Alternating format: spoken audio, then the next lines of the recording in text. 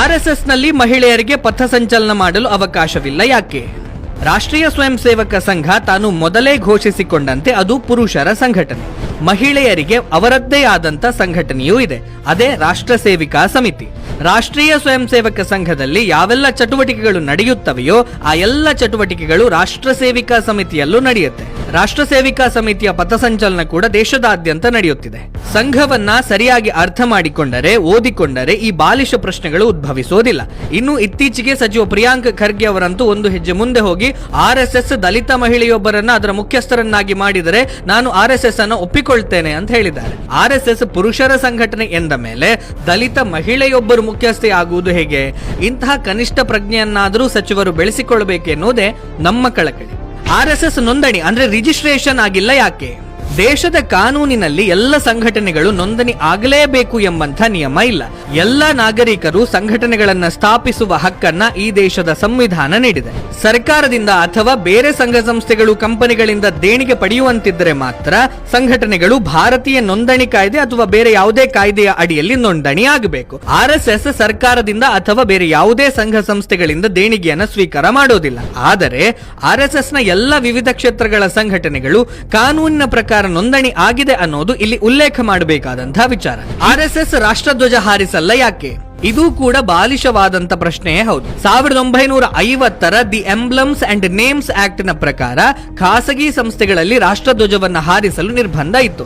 ಇದೇ ಕಾರಣಕ್ಕಾಗಿ ಸಂಘ 50 ವರ್ಷಗಳ ಕಾಲ ರಾಷ್ಟ್ರಧ್ವಜವನ್ನ ಹಾರಾಟ ಮಾಡಿರಲಿಲ್ಲ. ಯಾವಾಗ ಖಾಸಗಿ ಸಂಸ್ಥೆಗಳಲ್ಲೂ ರಾಷ್ಟ್ರಧ್ವಜವನ್ನ ಹಾರಾಟ ಮಾಡುವುದಕ್ಕೆ ಅನುಮತಿ ಸಿಕ್ಕಿತ್ತು ಆ ವರ್ಷವೇ ಅಂದರೆ 2002ರಲ್ಲಿ ಆರ್ಎಸ್ಎಸ್ ನ ಕಚೇರಿಗಳಲ್ಲಿ ರಾಷ್ಟ್ರೀಯ ದಿನಗಳಂದು ರಾಷ್ಟ್ರಧ್ವಜಾರೋಹಣ ಆಗುತ್ತಾ ಇದೆ ಮತ್ತು ಇದನ್ನ ಈಗಲೂ ಪಾಲಿಸಿಕೊಂಡು ಬರ್ತಾ ಇದ್ದಾರೆ. 2002ರಲ್ಲಿ ಬೆಂಗಳೂರಿನಲ್ಲಿ ನಡೆದಿದ್ದಂತಹ ಆರ್ಎಸ್ಎಸ್ ನ ಅತಿ ದೊಡ್ಡ ಕಾರ್ಯಕ್ರಮ ಸಮರಸತಾ ಸಂಗಮದಲ್ಲಿ ಗಣರಾಜ್ಯೋತ್ಸವ ದಿನದಂದು 120 ಅಡಿ ಎತ್ತರದ ಸ್ತಂಭದಲ್ಲಿ ರಾಷ್ಟ್ರಧ್ವಜವನ್ನು ಹಾರಾಟ ಕೂಡ ಮಾಡಲಾಗಿತ್ತು. ಆರ್ಎಸ್ಎಸ್ ಸ್ವಾತಂತ್ರ್ಯ ಹೋರಾಟದಲ್ಲಿ ಭಾಗವಹಿಸಿಲ್ಲ, ಬ್ರಿಟಿಷರ ಪರವಾಗಿದ್ದ ಸಂಘಟನೆಯಾಗಿತ್ತು.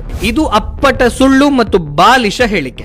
ಆರ್ಎಸ್ಎಸ್ ನ ಸ್ಥಾಪನೆ ಮಾಡಿದ ಡಾಕ್ಟರ್ ಕೇಶವ ಬಲಿರಾಮ್ ಪಂತ್ ಹೆಡ್ಗೇವಾರ್ ಅವರೇ ಸ್ವಾತಂತ್ರ್ಯ ಹೋರಾಟಗಾರರಾಗಿದ್ರು. ಆಗಿನ ಕಾಂಗ್ರೆಸ್ ನಲ್ಲಿ ವಿವಿಧ ಜವಾಬ್ದಾರಿಗಳನ್ನು ಕೂಡ ಹೊಂದಿದ್ರು. ಕ್ರಾಂತಿಕಾರಿ ಸಂಘಟನೆಯಾದಂತಹ ಅನುಶೀಲನಾ ಸಮಿತಿಯಲ್ಲಿ ಸಕ್ರಿಯವಾಗಿ ಭಾಗವಹಿಸ್ತಾ ಇದ್ರು. 1931ರಲ್ಲಿ ಬ್ರಿಟಿಷ್ ಸರ್ಕಾರದ ವಿರುದ್ಧ ಜಂಗಲ್ ಸತ್ಯಾಗ್ರಹದಲ್ಲಿ ಭಾಗವಹಿಸಿ ಜೈಲುವಾಸವನ್ನು ಕೂಡ ಅನುಭವಿಸಿದ್ರು. ಸಂಘದ ಸ್ವಯಂ ಸೇವಕ ಹೇಮು ಕಲಾನಿಗೆ ಸ್ವಾತಂತ್ರ್ಯ ಹೋರಾಟದಲ್ಲಿ ಭಾಗವಹಿಸಿದ ಕಾರಣಕ್ಕೆ ಮರಣದಂಡನೆ ಶಿಕ್ಷೆಯಾಗಿತ್ತು. ಕ್ವಿಟ್ ಇಂಡಿಯಾ ಚಳುವಳಿಯ ಸಮಯದಲ್ಲಿ ಸಂಘದ ಯುವ ಸ್ವಯಂ ಸೇವಕ ಬಾಲಾಜಿ ರಾಯ್ಪುರ್ಕರ್ ಪೊಲೀಸರ ಗುಂಡಿಗೆ ಬಲಿಯಾಗಿದ್ದ.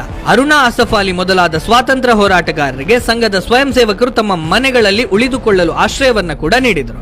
ಗಾಂಧಿ ಹತ್ಯೆಯಲ್ಲಿ ಆರ್ಎಸ್ಎಸ್ ಪಾತ್ರ ಇತ್ತು. ಇದೂ ಸುಳ್ಳು ಹೇಳಿಕೆ. ಗಾಂಧೀಜಿಯವರ ಹತ್ಯೆಯಲ್ಲಿ ಆರ್ಎಸ್ಎಸ್ ಪಾತ್ರವಿಲ್ಲ ಅಂತ ನ್ಯಾಯಾಲಯವೇ ಹೇಳಿದೆ.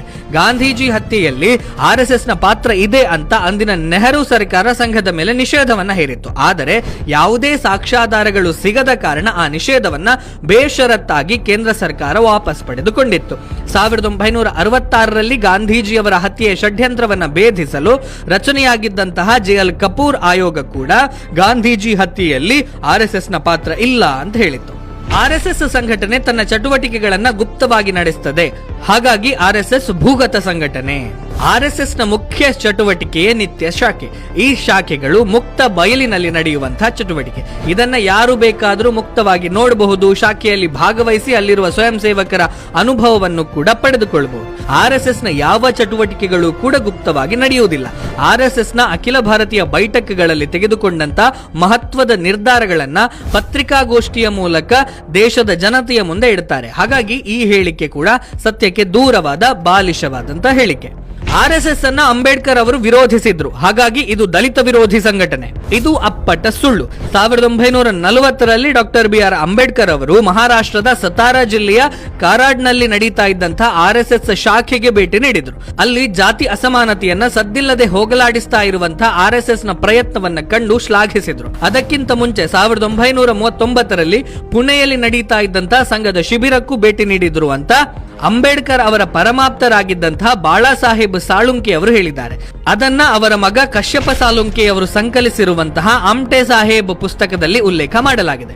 1953ರಲ್ಲಿ ನಡೆದಿದ್ದಂತಹ ಉಪಚುನಾವಣೆಯಲ್ಲಿ ಸ್ಪರ್ಧಿಸಿದ್ದ ಅಂಬೇಡ್ಕರ್ ಅವರಿಗೆ ಚುನಾವಣಾ ಏಜೆಂಟ್ ಆಗಿದ್ದವರು ಕೂಡ ಸಂಘದ ಕಾರ್ಯಕರ್ತ ದತ್ತೋಪಂತ ಠೇಂಗಡಿ ಅವರು.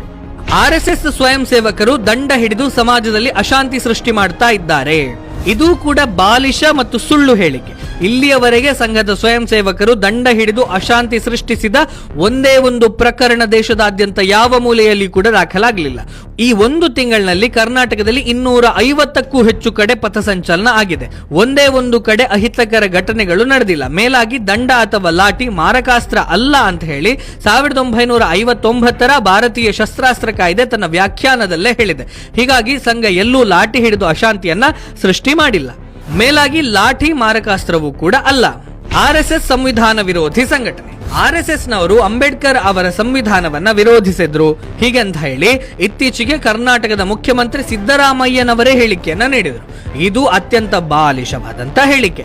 1975ರಲ್ಲಿ ಭಾರತದ ಆಗಿನ ಪ್ರಧಾನಿ ಇಂದಿರಾ ಗಾಂಧಿಯವರು ಅಂಬೇಡ್ಕರ್ ರಚಿತ ಸಂವಿಧಾನವನ್ನ ಅಮಾನತಿನಲ್ಲಿಟ್ಟು ತುರ್ತು ಪರಿಸ್ಥಿತಿ ಘೋಷಣೆ ಮಾಡಿದಾಗ ಅದರ ವಿರುದ್ಧ ಭೂಗತವಾಗಿ ಹೋರಾಡಿ ಜನಸಾಮಾನ್ಯರನ್ನು ಎಚ್ಚರಿಸಿ ಮತ್ತೆ ಸಂವಿಧಾನವನ್ನ ಮರುಸ್ಥಾಪನೆ ಮಾಡಿದ್ದೇ RSS ಸಂಘಟನೆ.